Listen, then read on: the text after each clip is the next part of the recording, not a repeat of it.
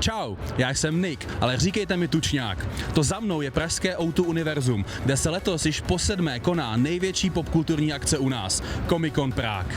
Je pátek, akce začíná za necelou hodinu a před vchodem už čeká spousta lidí. Já vás sem vezmu o chvilku dřív, mrkneme na tu hromadu zábavy a atrakcí, která je zde pro návštěvníky přichystaná. No a samozřejmě nebudou chybět ani cosplaye, hosté z prostředí komiksů, filmů, seriálů a spousta dalšího. Tak pojďme na to.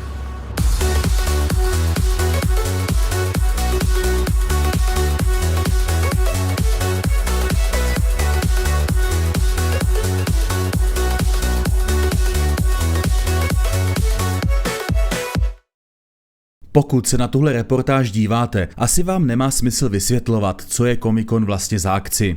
Místo toho vás vezmu na konkrétní místa a konkrétní programy, které rozhodně stojí za to. Hned na začátku narazíte na chodbu, kde mají svoje stánky pozvaní cosplayeři ať už z Česka nebo ze zahraničí, letos třeba z Dánska či Polska. O kousek dál pak sedí komiksoví autoři. Tuzemskou tvorbu tu již tradičně zastupují Dan Černý nebo Petr Kopl. Z Itálie tentokrát přijeli Marco Turini nebo Mirka Andolfo. Z LA přiletěl Kenneth Stewart Moore. Se všemi autory si můžete pokecat, vyfotit se, nechat si cokoliv podepsat a tenhle osobní přístup je jedna z nejlepších věcí, pokud jste pravý komiksový fanda.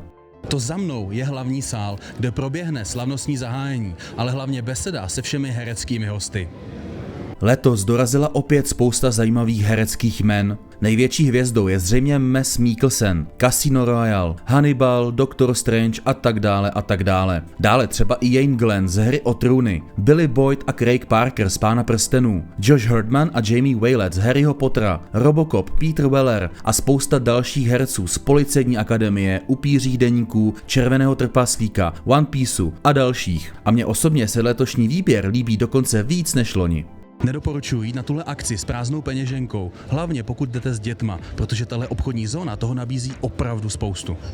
Hůlky z Harryho Pottera, Geraltův meč ze Zaklínače nebo plyšovej Pokémon, všechno je k mání. Kromě suvenýrů, cetek a sběratelských předmětů je tu ke koupi samozřejmě taky hromada komiksů a knih, třeba na stánku Hero Comics. Hero Comics. Asi je jasný, co se tady dá sehnat, ale co se tady dá sehnat? My jsme teda primárně přivezli americké komiksy, takže všechno, co tady vidíte, jsou originální komiksy z Ameriky, jednotlivý sešitovky, knížky a máme tady i nějaký speciálky. Co konkrétně? Vzali jsme například gradovaný komiksy, potom tady můžete vidět komiksy, které jsou například exkluzivní, nějaký limitovaný edice a protože tady máme i komiksové hosty, tak jsme přivezli v originále například komiksy od Mirky Andolfo. Super, takže si u vás přijdou na svý vlastně všichni. Doufáme, že si přijdou na svý všichni příznivci Comic-Conu, protože od komiksu je slovo Comic-Con. Tak jo, super, díky moc. Díky.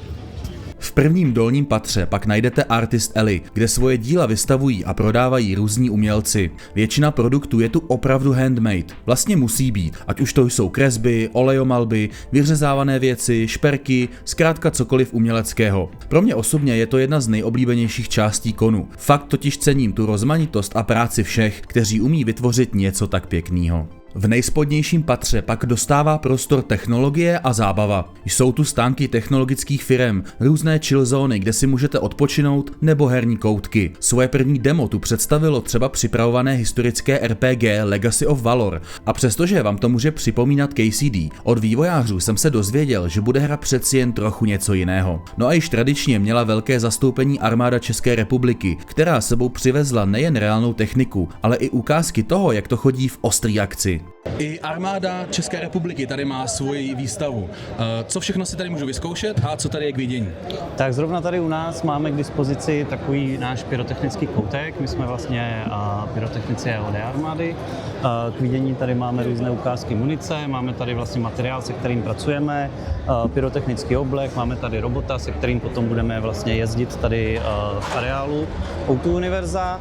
A vyzkoušení potom vlastně lidi si můžou vyzkoušet, vzít si na sebe ten samotný pyrotechnický oblek. Jak moc je těžký? Váží necelých 40 kg, takže úplně lehká věc to není. OK, a kdyby se náhodou stalo, že ta bomba vybuchne a vy jste v něm, jak moc to člověka reálně ochrání?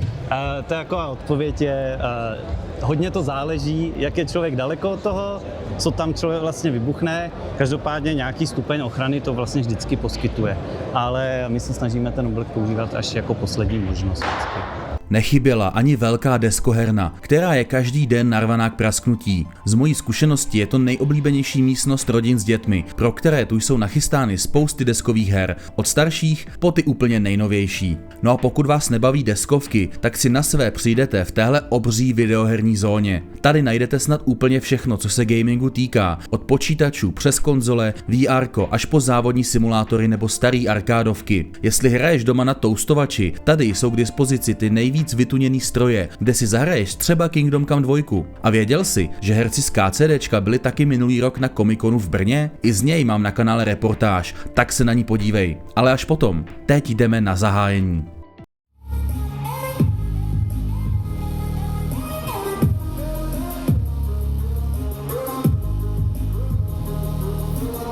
Zahájení bylo letos opět velmi slušná vizuální show. I když ta loňská v podání DJ Rockstara se mi líbila o krapet víc. Na pódiu se samozřejmě ukázali herečtí hosté, pak také nějaký ten politik a co bylo skvělým překvapením bylo vystoupení Billy Boyda, jenž zahrál živě na kytaru svoji píseň The Last Goodbye z Hobbita.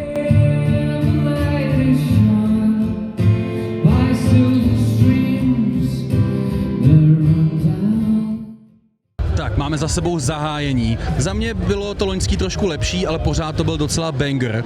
No a za chvilku jde na pódium Craig Parker, a.k.a. Haldir z Pána prstenů. Na to se opravdu těším, je tady fakt narváno. A jo, uvidíme se zase za chvíli.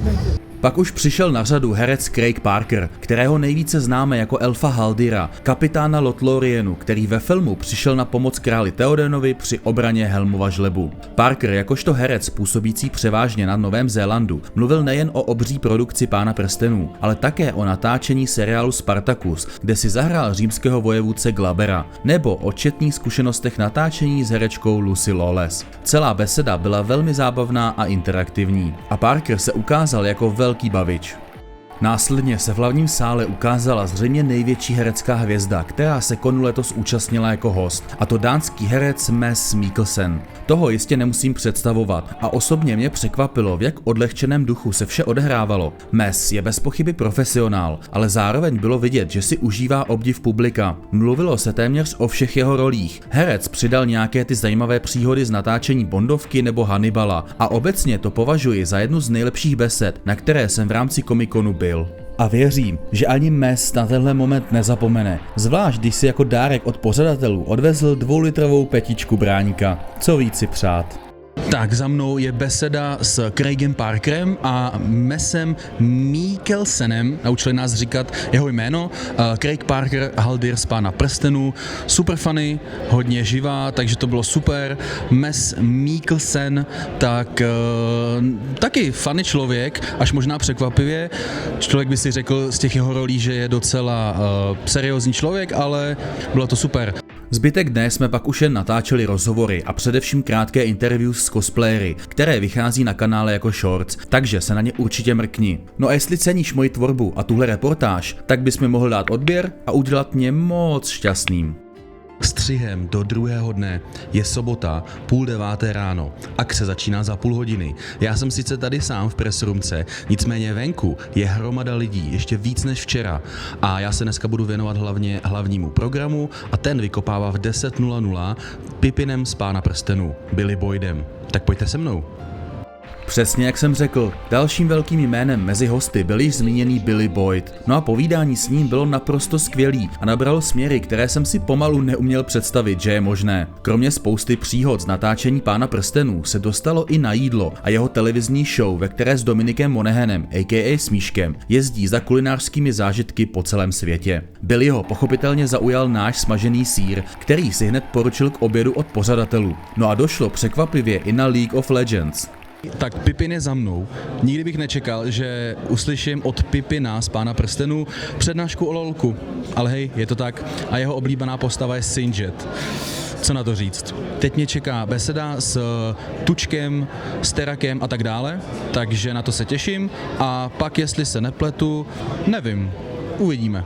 Jako další mě čekala beseda s nesourodou pěticí hostů, kteří na první pohled nemusí mít nic společného, ale opak je pravdou. Moderátor a herní legenda Mikuláš Tuček, streamer a spisovatel Radek Starý a.k.a. Staragdery, spisovatelka Kristýna Sněgoňová, politik Zdeněk Hřib a influencerka a účastnice reality show Zrádci a Asia Express Nikol Šáchová mluvili o jejich vztahu k popkultuře, gamingu a dalším geekovským záležitostem. A za mě šlo o skvělou a velmi vtipnou debatu. Především Kristýna Sněgoňová bavila sál opravdu poctivě. Následně mě čekala přednáška od youtubera Patrika Kořenáře o konspiračních teoriích v popkultuře. Opět super zajímavé téma. No a pak jsem navštívil debatu s dabéry upířích deníků Martinem Písaříkem, Filipem Švarcem a Martinou Kechnerovou. Přestože nejsem fanoušek seriálu a vlastně jsem ho nikdy neviděl, odnesl jsem si nejeden zajímavý poznatek o dabingu. A tohle téma já vlastně velmi rád poslouchám, už jen proto, protože preferuji originální znění.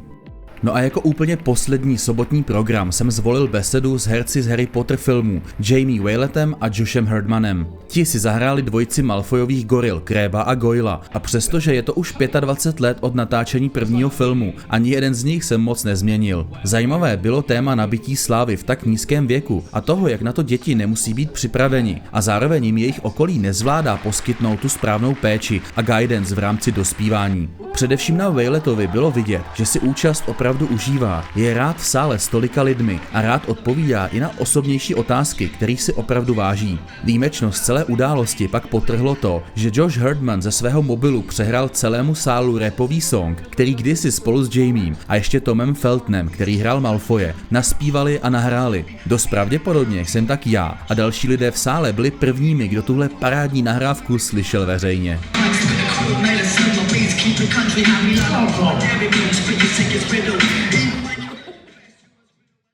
Tak a je to tady, dámy a pánové. Akce sice zítra pokračuje, ale pro mě je tohle konec. A já musím říct, že jsem si to letos opravdu užil. A možná i o dost víc, protože tím, že jsme tady natáčeli, tak to byla zase nová zkušenost pro mě. Doufám, že se vám tahle reportáž líbila podobně jako ty moje loňské, na které se určitě taky podívejte. I když tohle bude přece jen trošku něco jiného. Taky doufám, že jste z téhle reportáže dostali představu o tom, co všechno se tady dá zažít, ale je toho mnohem a mnohem víc. Je potřeba zdůraznit, že jste zdaleka neviděli všechno a jediná možnost, jak si tohleto všechno vyzkoušet a jak to zažít, je sem zkrátka přijít. Dejte mi do komentářů vědět, zase vám tohle nové zpracování reportáže líbilo. Budu rád za každý like a odběr a za každou zpětnou vazbu. A já se na vás budu těšit příště.